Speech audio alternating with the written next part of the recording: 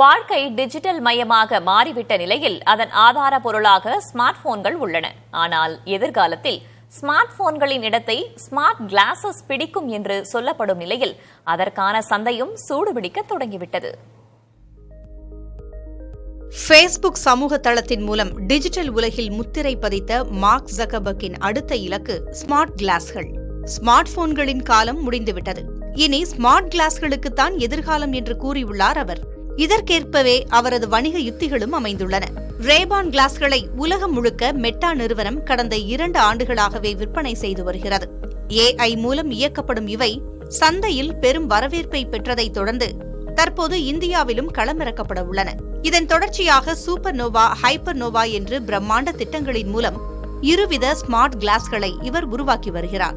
பயன்பாட்டாளர், தேவைப்படும் இடம் என 2 வகைகளின் அடிப்படையில் இவை தயாரிக்கப்பட உள்ளன.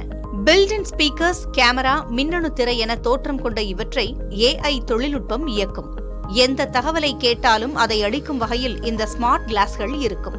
இணையதள வசதி, உயர்தர இசை அனுபவம், மொழிபெயர்ப்பு, அழைப்புகள், மெசேஜிங் போன்ற செயல்களுக்கும் இது உதவும்.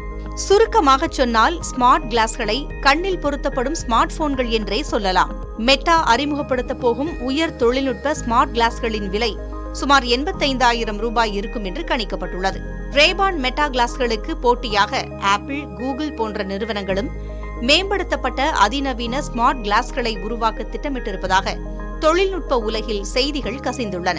இதன் மூலம் ஸ்மார்ட் கிளாஸ் சந்தையில் போட்டி மேலும் விறுவிறுப்பானதாக மாறியுள்ளது.